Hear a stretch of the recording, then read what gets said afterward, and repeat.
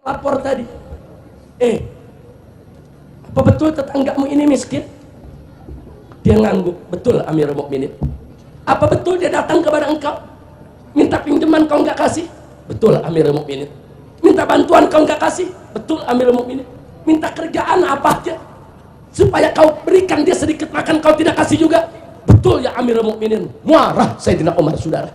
Apa kata Sayyidina Umar? Hei orang kaya, apa betul kau kaya raya seperti yang dia bilang?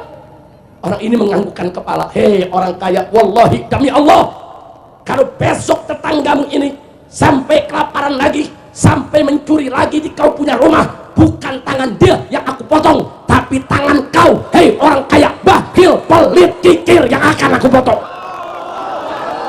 Takbir. Saya tanya Sayyidina Umar, adil tidak? Adil tidak? Enggak sembarangan nyalain orang miskin. Itu orang miskin kenapa mencuri? Karena yang kayanya pelit. Jadi saya mau tanya, yang mesti dipotong tangan orang miskin atau orang kaya pelit? Orang miskin atau orang kaya pelit? Kalau begitu hukum Islam adil tidak? Hukum Islam indah tidak? Hukum Islam bagus tidak? Hukum Islam siap tegakkan hukum Islam. Takbir. Begitu saudara. Jadi nggak sembarangan main potong-potong tangan, nggak sembarangan. Periksa dulu kenapa dia mencuri. Kalau dia mencuri terpaksa, kalau dia mencuri karena tekanan ekonomi, karena dia mencuri untuk menyelamatkan bayi dan anak-anaknya, nggak boleh main sembarangan dihukum aja saudara. Kalau gitu saya tanya sekali lagi, Islam adil tidak? Adil. Sayyidina Umar sahabat Nabi adil tidak? Adil. Nabi sebagai Rasul adil tidak? Adil. Siapa yang maha adil? Allah. Siapa yang maha adil? Allah. Takbir. Allah. Alhamdulillah. Kira-kira pelajaran yang saya berikan malam ini jelas tidak? Jelas. Paham semua? Paham. Betul? Betul. Udah paham boleh pulang. Udah paham belum? Goblok lu. Udah teriak-teriakan gak paham-paham. Tapi enggak semuanya pintar-pintar. Nurul Mustafa semua pintar, cerdas. Alhamdulillah. Karena orang ngaji nggak ada yang goblok. Yang goblok yang nggak mau ngaji. Yang goblok tuh dia tuh udah nggak ngaji pakai nyalain pengajian lagi. Betul? Udah nggak ngaji pakai komentar di TV. Nurul Mustafa mesti ditertibkan. Yeay. Pala lo bawa menyan.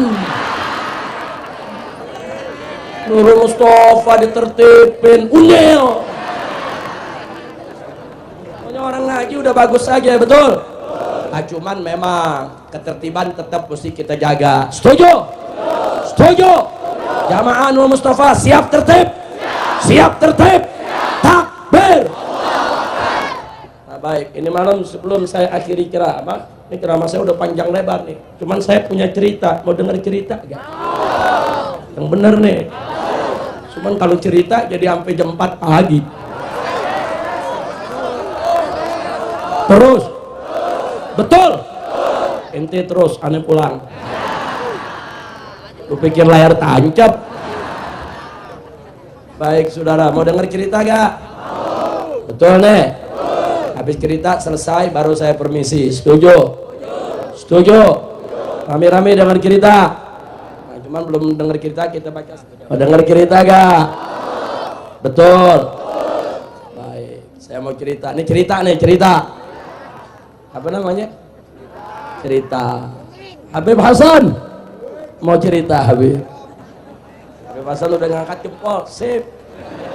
Tuh kalau Habib Hasan udah ngangkat jempol begini sampai jam 4 tuh. Kecuali kalau Habib Hasan bilang begini, udah tidur dah.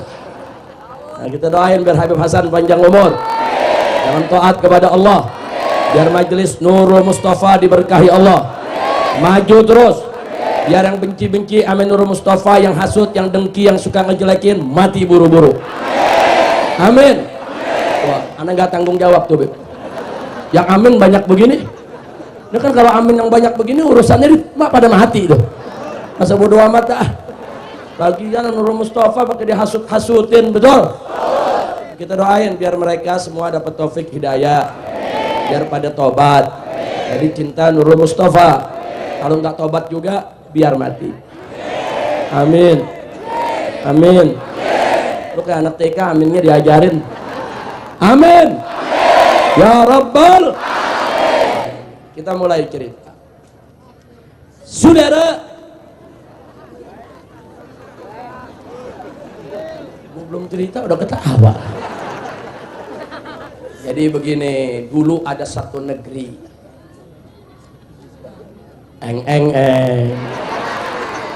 Ada satu negeri. Nama negerinya Indonesia.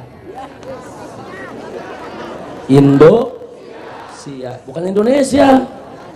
Indonesia. Orang Sunda kalau bilang sia apa artinya? Lu paham lu. Ini kelihatannya yang hadir Betawi semua. Lu pada gak pulang kampung. Betul. Gak apa-apa kalau pulang kampung gak dikiran di Monas. Baik, nama negerinya apa? Bukan Indosiar. Lu pikir TV? Indonesia. Ibu kotanya namanya Jakatut. Ibu kotanya Jakatut. Singkat cerita, di ibu kota Jakatut, negeri Indonesia, ada seorang melarat, miskin, papa, menderita, disebut konglomerat. Mau tahu namanya? Kebetulan namanya sama saya, Habib Rizik. Melarat, tapi sabar. Habib Rizik. Miskin, sabar, jujur, adil, berkah dari Allah. Saking berkahnya, berubah dari konglomerat menjadi konglomerat. Habib Rizik. Emasnya lebih gede dari Monas. Alhamdulillah. Bersyukur gak nih? Bersyukur. Nurul Mustafa kita sumbang. Ntar tuh emas bawa pulang.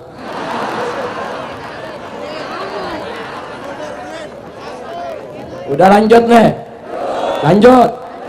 Jadi singkat cerita, Habib Rizik kaya raya. Kenapa? Karena jujur, taat, ibadah. Allah sayang Habib Rizik.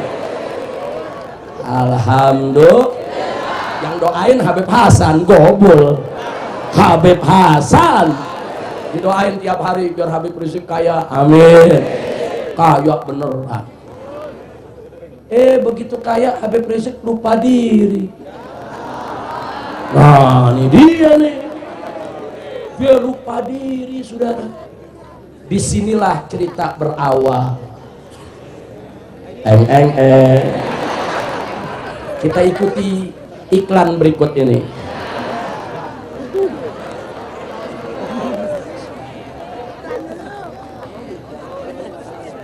Lanjut. Begitu sudah kaya raya, muncul nafsu serakah. Muncul nafsu serakah. Saya punya bawahan banyak. Sekretaris saya melapor, Habib Rizik, kita sudah kaya raya, apa saja bisa kita beli. Tapi bagaimana Habib? Apakah usaha ini perlu dikembangkan lagi? Saya bilang perlu, jangan berhenti. Kita mesti jadi paling kaya di dunia. Mantap gak? Habib Rizik. Akhirnya ada yang melapor, saudara Habib, kita sudah punya armada bis untuk luar kota, jumlahnya ribuan. Ini pulang kampung gak nampung Habib. Semua terpakai, kaya raya. Saya bilang bagus, itu kerja. Tapi Habib, itu bis kita yang ribuan tiap hari kan mesti ngisi bahan bakar, betul? Tapi bahan bakarnya ngisi di pom bensin milik orang Habib. Oh begitu? Iya, tiap hari kita beli ratusan ribu liter. Jadi apa usul kamu? Sebaiknya kita bikin pom bensin sendiri Habib, supaya Keuntungannya jangan jatuh ke orang, hanya jatuh ke Habib Rizik. Saya punya armada bis ribuan, saya kasih nama Habib Rizik Express.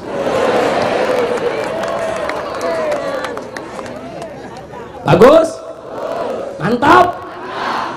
Saya terima sarannya, saya bikin pom bensin. Namanya pom bensin Habib Rizik. Di mana-mana. Bagaimana supaya pom bensin saya laku? Mesti berbeda dari yang lain. Di pom bensin saya harus lengkap, harus ada market, harus ada kamar mandi, harus ada ruang makan, harus ada restoran. Apa saja yang dicari mesti ada. Habib Rizik. Supaya kenapa? Supaya pom bensin yang lain gulung tikar. Biarin yang lain miskin, yang penting Habib Rizik kaya. Mantap. Habib Rizik. Ada laporan lagi habis bulan. Habib, pom bensin sudah berdiri semua. Pom bensin kita laku semuanya. Cuman ada kendala Habib. Kenapa? Ini ban bis kita sering meletus. Lalu bagaimana? Ya tambal ban. Tambal bannya di mana? Di jalanan. Siapa yang punya? Si Ucok. Ucok yang dekil itu. Mobil saya nggak boleh disentuh sama orang dekil. Kalau begitu, bikin tambal ban yang banyak. Saya bikin tambal ban di mana-mana. Si Ucok tambal ban orang dikorek-korek. Bikin tambal ban pakai alat yang canggih. Biar semua kendaraan ke saya. Lalu sekretaris tanya, Habib, lalu nasib Ucok biar dia mati. Udah miskin pakai buka tambal ban. Miskin pakai mau hidup lagi. Akhirnya saya bangun tambal ban di mana? Ucok gulung tikar. Habib Rizik. Nafsu serakah. Nafsu serakah. Ada laporan lagi, Habib, tambal ban sudah bagus semua. Sekarang ada persoalan lagi. Apa? Ini penumpang kita ratusan ribu, Habib. Ribuan di mana-mana. Lalu itu mereka makannya di rumah makan si Uda, Habib. Oh, jadi keuntungannya mereka yang ambil. Betul. Wah, ini nggak bener. Bikin rumah makan Habib Rizik restoran. Semua penumpang Habib Rizik Express harus makan di Habib Rizik restoran. Lalu Habib, warung si Uda biar mati. Nggak ada urusan si Uda pakai buka warung. Rizik orang kaya, manajemen rapi. Mesti Habib Rizik yang punya restoran. Bangun. Warung-warung si Uda gulung tikar. Habis bulan laporan lagi, Habib, ada makanan yang paling digemari dalam restoran kita. Apa yang digemari? Tempe. Oh, tempe paling laku, iya. Beli tempenya di mana? Itu di pabrik Pak Karto. Pak Karto mana? Itu yang di ujung jalan. Oh, yang bikin tempenya diinjek-injek. Wah, ini nggak betul. Nggak betul. Jadi dia yang untung tiap hari tempenya dimakan penumpang kita. Bikin pabrik tempe. Supaya tempenya enak, pakai laser. Supaya awet, nggak gampang basi. Supaya restoran lain juga beli di pabrik tempe kita. Habib, lalu nasib pabrik tempe Pak Karto biar mati. Orang miskin pakai mau punya pabrik. Orang miskin gak usah pakai punya pabrik. Orang miskin punya pabrik pakai tambal ban. Itu urusan orang kaya. Orang miskin biar mati. Bangun pabrik tempe. Habis bulan laporan, Habib, pabriknya laku. Lalu bagaimana si Karto? Mati, Beb. Pabriknya gulung tikar dan gak kuat gantung diri. Karto udah biar dia mati. Yang penting Habib Rizik kaya. Serakah gak? Jujur, serakah gak? Serakah tidak? Gak berhenti sampai di situ. Datang lagi laporan, Habib, ini di Jakarta lagi bagus bikin mall, Beb. Wah, di Jakatut lagi bikin. Oh begitu, laku mall, laku Habib. Bikin mall yang banyak. Saya bikin mall di mana-mana. Mall Habib Rizik. Begitu udah jadi, laku, semua kios terjual, banyak yang dagang. Ada laporan, Beb, ada kendala. Kenapa? Di depan mall kita banyak pedagang kaki lima, miskin lagi, yang bikin susah. Jadi bagaimana Habib, ini orang-orang miskin ini bikin susah aja, bikin pengunjung kita jadi terganggu, gusur mereka, usir. Waduh, Habib nggak berani, Habib. Kenapa? Ini pedagang kaki limanya galak-galak. Galak-galak orang mana? Orang Betokau. Oh, jadi kalau diusir, wah bisa dibakar mall kita, Beb. Wah, gitu jangan dibakar. Kalau gitu bagaimana? Bikinin tenda yang banyak. Oh begitu, Beb, bikinin tenda tiap hari, kasih makan pagi sampai siang selama 2 bulan. Oh, baik kah? Bikin tenda, kasih makan, kasih minum. Pedagang-pedagang kaki lima, saudara, senang, sayang, cinta sama Habib Rizik. Habib Rizik begini, betul? Betul? Laporan gimana? Ya, Habib, mereka semua udah cinta sama Habib. Betul, bagus. Sekarang cari siapa yang punya wewenang untuk gusur mereka. Satpol PP. Kalau cari Satpol PP yang mau usir mereka, wah jangan, Beb, Satpol PP jujur, cari yang nggak jujur. Cari yang nggak jujur, cari, bayar, kasih duit, tuh pedagang kaki lima, suruh tendang biar pada nyungsep semua. Laporan dapat, Beb, ada yang nggak jujur, siap kerja, siap kasih duit, lu tendang semua, saudara. Itu pedagang bilang apa? Emang lu Satpol PP jahat, Habib Rizik baik. Pedagang kaki lima goblok, dia nggak tahu yang suruh Habib Rizik. Betul, Habib Rizik likik tidak, jahat tidak, Habib Rizik. Biar tahu saudara, jahat tidak. Ada lagi laporan, Habib, ini ada proyek triliunan rupiah yang betul, ini bisa 400 sampai 500 triliun. Tapi bagaimana? Ini izinnya harus izin dari DPR, Habib. Oh begitu. Jadi ya kalau nggak bayar nggak dapat, Habib. Kumpulin anggota DPR, bayar. Berapa anggota DPR? 500 orang. Bayar aja satu orang 1 miliar. 500 orang 500 miliar, baru setengah triliun. Proyek 400 triliun, untung gede. Dibayar semua, Syarif. Semua dibayar. Bayar. Habib, ada 1-2 nih yang minta tambahin. Yang penting proyeknya Habib Rizik yang dapat sudah. Luar biasa Habib Rizik. Kaya tidak? Habis bulan ada laporan lagi, Habib, ini ada pengusaha mau ditangkap sama KPK. Kenapa? Ini katanya dia terima bayaran, dia nyogok sana sini, kita dilibet-libetin juga. Wah, itu gawat itu. Siapa? Babalim, Beb, Babalim. Wah, kalau begitu suruh dia lari ke Singapura, urus paspor dan semuanya, lari. Kenapa disuruh lari, Habib? Dia kawan kita suka berbagi, lari, nggak boleh sampai ditangkap, lari ke Singapura, saudara. Habib, dia mau dikejar oleh Interpol, cari polisi yang bisa dibayar, nggak bisa, Habib, polisi jujur semua, cari yang nggak jujur,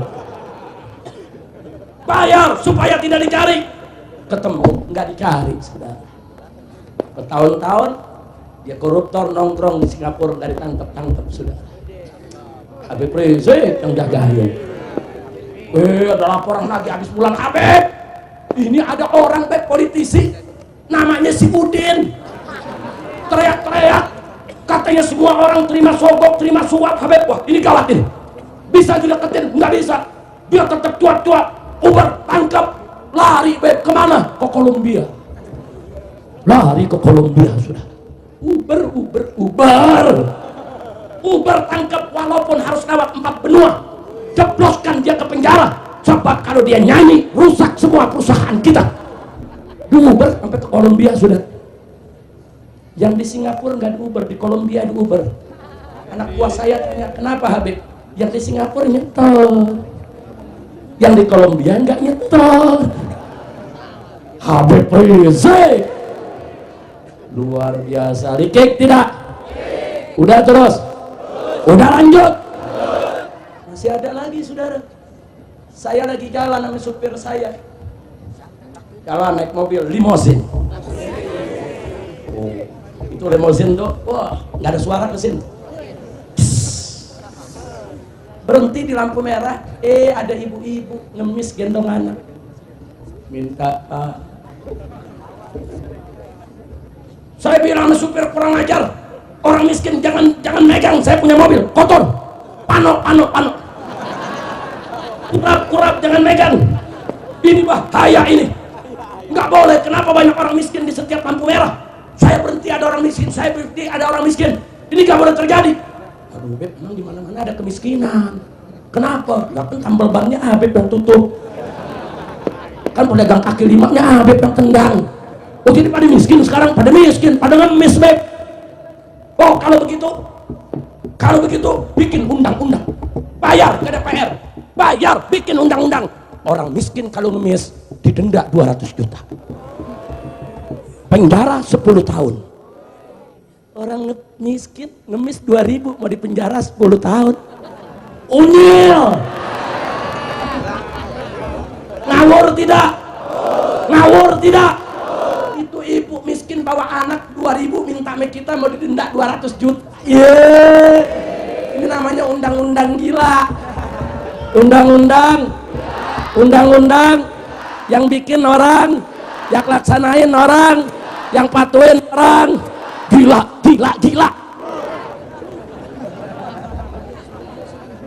Nggak mau tahu, Habib Rizik. Orang mau katakan saya gila, nggak ada urusan. Yang penting saya kaya. Tapi bagaimana orang miskin, Beb? Biar mati. Jadi orang miskin ngemis juga nggak boleh, punya tambal ban nggak boleh, punya pabrik tempe nggak boleh, punya restoran nggak boleh, ngemis pun nggak boleh. Dia mati. Ada laporan lagi, Habib. Sekarang bisnis swalayan laku di mana-mana, Beb. Oh ya, kalau begitu bikin Habib Rizik Market di kampung-kampung. Di gang sini ada Habib Rizik Market, di gang sono ada Habib Rizik Market. Akhirnya warung orang miskin bangkrut semuanya. Betul? Pada datang Habib, ini orang-orang miskin warungnya pada bangkrut, biarin orang miskin mati sekalian. Yang penting Habib Rizik kaya, swalayannya di mana-mana, marketnya di mana-mana. Yang penting Habib Rizik kaya. Habis bulan ada laporan, Habib, kebun coklat kita ada yang nyolong, Habib. Hah? Kebun coklat sekebun dikolong? Enggak, cuma 2 butir, Habib. Siapa yang nyolong? Pok Mina. Tangkap, laporin ke polisi. Tangkap. Habib, ini kan orang miskin, Beb, cuma 2 butir doang. Hukum harus ditegakkan. Kita harus berpihak kepada keadilan. Kayak miskin kalau mencuri, tangkap. Keadilan harus ditegakkan. Luar biasa. Tapi jadi bagaimana orang miskin mumpung dia baru mencuri 2 butir coklat, tangkap, supaya besok dia nggak berani nyolong lagi.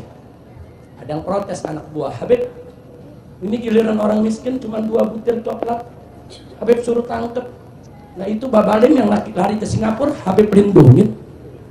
Babalim nyetor, si miskin mau nyetor apa? Nyetor daki. Tangkap, sudah ditangkap Habib di Jawa Tengah. Kebun semangka kita ada yang ambil, curi seorang petani. Berapa banyak dicuri? Cuman sebutir, tangkap 6 bulan penjara. Habib, ini orang miskin biar tahu diri. Tapi Beb, yang ke Singapura Habib bela nyetor. Saya tanya, Habib Rizik licik tidak? Jawab semua, Habib Rizik licik tidak? Jahat tidak? Curang tidak? Bajingan tidak? Betul? Orang kecil nggak dikasih hidup, saudara. Innalillahi wa inna ilaihi raji'un. Saudara, saya punya informasi Pak Bu ya. Di negeri Inggris, terpelajar, terdidik, mudah cari makan. Gara-gara tingkat pengangguran tinggi meledak jadi huru hara. 15 kota termasuk ibu kota London sampai hari ini masih bakar-bakaran, saudara. Kenapa rakyat kecil marah? Rakyat kecil. Saudara, kita tahun 1998 juga pernah terjadi orang kecil marah, saudara. Di tahun 94, 95, 96 saya sudah teriak di atas mimbar, hei para penguasa, hati-hati kalau swalayan seawayanmu kau buka di kampung-kampung, warung-warung orang kecil tutup, gulung tikar, banyak pabrik-pabrik yang dikorupsi sehingga gulung tikar, banyak orang di PHK, banyak orang pengangguran, banyak wong cilik jatuh makin melarat. Hati-hati, wong cilik akan balas dendam. Mereka tidak bisa bersaing kepada kalian dengan ekonomi, mereka tidak bisa bersaing dengan ilmu pengetahuan, mereka sudah tidak ada pegangan, mereka kau zolimi, mereka kau aniaya. Maka kalau ini terus menerus dibiarkan, besok orang miskin akan marah, pabrikmu akan dijarah, pasar-pasarmu akan dibakar, orang-orang miskin akan balas dendam kepada kalian, dan kalian akan dimiskinkan agar ikut miskin bersama mereka. Takbir. Dan ternyata terjadi 98, 94, 95, 96, 97 di setiap mimbar kita sudah ingetin, hati-hati. Orang miskin jangan dimusuhin, nggak boleh. Allah berfirman dalam Al-Quran, faqala ta'ala wa amma sa'ilah fala tanhar. Terhadap orang miskin pengemis nggak boleh kau bentak, nggak boleh kau hardik, nggak boleh.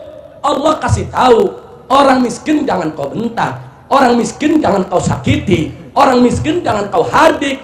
Orang miskin diuber-uber, ditendang, mau dipenjara 10 tahun.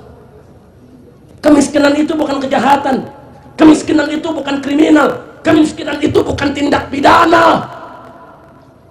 Kalau ini dibiarkan, saudara, maka besok orang miskin kalau sudah marah, siapapun tidak akan bisa mengendalikan, saudara. Kita nggak mau negeri kita rusak, betul? Siap jaga Indonesia, siap bela Indonesia, siap berjuang untuk negara ini, untuk mencari ridho Allah. Takbir. Mau Indonesia rusak? Tidak. Mau Indonesia hancur? Tidak.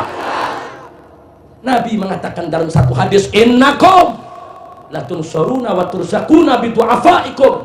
Sesungguhnya kamu sekalian, hai umat Islam, latunsurun, niscaya akan dimenangkan oleh Allah, wa turzaqun, dan akan diberikan rizki oleh Allah, bidu'afaikum, dengan orang-orang lemah di antara kamu.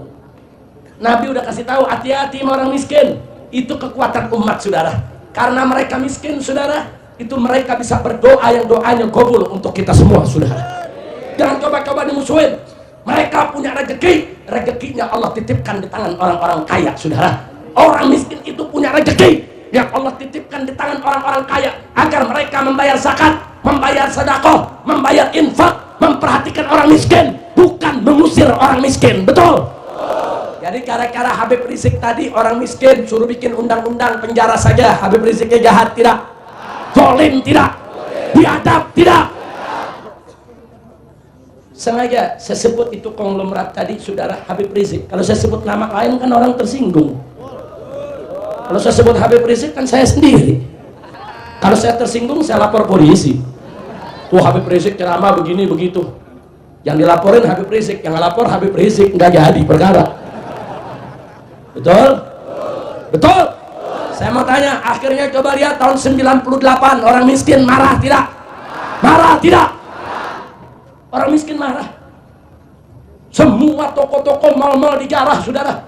Habis digarah, saudara, dibakar. Ada orang protes ke saya, Habib, ini orang-orang miskin menjarah. Saya bilang, itu bukan penjarahan, itu shopping nasional. Ya kan orang miskin nggak pernah shopping. Bayangin aja, bu, ada orang ngangkat kulkas nggak pernah kuat. Begitu lagi penjarahan, kulkas 2 digotong gitu. Udah pulang nggak puas, dia bawa bini sama anak, suruh satu-satu buat TV. Masya Allah, betul? Betul? Sedih tidak? Prihatin tidak? Ya, tingkah mereka memang salah, para penjara memang dosa. Tapi kenapa mereka menjara? Kenapa mereka melakukan kekerasan? Kenapa mereka membakar aset-aset orang kaya? Karena mereka dipinggirkan, karena mereka ditindas, karena mereka dimiskinkan, karena mereka dizolimi oleh konglomerat yang tidak tahu diri, yang serakah merampas hak-hak orang miskin. Betul? Hati-hati saudara, kalau ini dibiarkan terus saudara, hati-hati. Sekarang kita lihat di gang kecil kita saudara, di mana-mana ada swalayan, di mana-mana ada market, dia nggak peduli dengan warungnya orang kecil saudara. Pedagang kaki lima dipersulit, nggak boleh sana, nggak boleh sini, alasannya untuk kemacetan, untuk ketertiban umum dan lain sebagainya. Saudara, mereka cari makan untuk anak istri mereka. Ya, mereka mungkin salah membuat macet jalanan, mereka mungkin salah mengganggu ketertiban, tapi apa yang harus mereka lakukan? Apa mereka mesti merampok, mesti mencuri? Apa mereka mesti menjarah lagi? Nggak boleh orang miskin diperlakukan begitu. Ini negara Republik Indonesia saudara, dimerdekakan dengan darah para syuhada, para ulama, dan darah orang-orang miskin yang berjuang bersama ulama. Ini negara merdeka bukan dengan darahnya orang-orang kaya, betul? Bukan darahnya para konglomerat, betul? Ini negara harus memperhatikan orang miskin, nggak boleh dimiskinkan lagi. Setuju? Maka itu saya mau tanya semua umat Islam di sini, siap bela orang miskin? Siap jaga orang miskin? Siap lindungi orang miskin? Takbir! Hati-hati, jangan macam-macam orang miskin. Kalau besok orang miskin dibiarkan terus saudara, besok bisa terjadi penjarahan di mana-mana di seluruh Indonesia lebih dahsyat dari 98 saudara. Kita tidak mau itu terjadi. Kita ingin negara ini aman. Makanya kita bangga ada majelis-majelis taklim seperti Nurul Mustafa yang selalu mengumpulkan rakyat yang ada di bawah, grassroots yang ada di bawah, untuk diajak zikir, diajak sholawat, diajak dekat dengan Allah. Betul? Kalau nggak ada majelis-majelis taklim, kalau nggak ada majelis-majelis zikir, kalau nggak ada majelis-majelis sholawat, mungkin dari kemarin rakyat udah main jarah-jarahan saudara. Betul? Udah Nurul Mustafa berjuang sudah betul, kumpulkan orang-orang miskin, kumpulkan yang dari pelosok, ajak zikir, ajak sholawat, masih disalahin bikin macet jalanan. Unyil. Saya tanya, Nurul Mustafa menyelamatkan orang miskin, bagus tidak? Ngajak orang grassroots yang dibawa untuk ngaji, bagus tidak?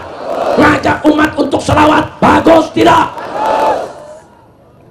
Maka itu saya selalu katakan kepada Habib Hasan bin Ja'far, berjuang, maju terus Beb, nggak perlu mundur.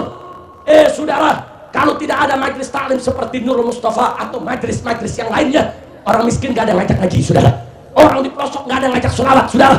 Kalau mereka main di jalanan, ngetrek motor dan lain sebagainya, mereka mudah dihasut untuk melakukan penjarahan di mana-mana. Betul? Kalau ada penjarahan di mana-mana, saya tanya, umat Islam rugi tidak? Negara rugi tidak? Tapi jangan terus-menerus umat Islam disalahin. Dagang kecil nggak boleh, dagang kaki lima ditendang. Ngaji pakai disalahin juga. Jadi maunya apa? Maunya kami ngejarah, maunya kami bakar itu harta orang kaya, kan enggak boleh. Islam nggak ngajarin begitu. Betul? Betul?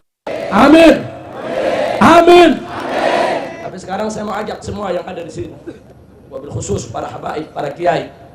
Andai kata besok terjadi umat marah, rakyat marah, di mana-mana terjadi penjarahan, maka habaib, kiai, ulama, santri, majelis taklim, semua harus turun ke lapangan, jaga ini negeri, harus kita ambil alih kekuasaan, selamatkan Indonesia. Setuju? Jadi kalau terjadi huru hara, jangan biarkan PKI mengambil alih negeri, jangan biarkan liberal mengambil alih negeri, jangan biarkan orang kafir mengambil alih negeri, jangan biarkan koruptor mengambil alih negeri. Kalau terjadi huru hara di mana-mana, habaib, kiai, ustadz, majelis taklim, para santri, ajak tentara, ajak polisi, turun ke lapangan, ambil alih negeri, ciptakan ketenangan di mana-mana saudara. Takbir, takbir. Ingat saudara, kalau rakyat sudah marah, bisa terjadi revolusi sosial. Di mana-mana rakyat bisa marah saudara. Anda kalau setel TV setiap pagi berita huru hara di Kalimantan, huru hara di Sumatera, huru hara di Papua, huru hara di Sulawesi, itu revolusi lokal saudara. Lokal. Kalau itu dibiarkan, lama-lama revolusi itu membesar, bisa menjadi revolusi nasional saudara.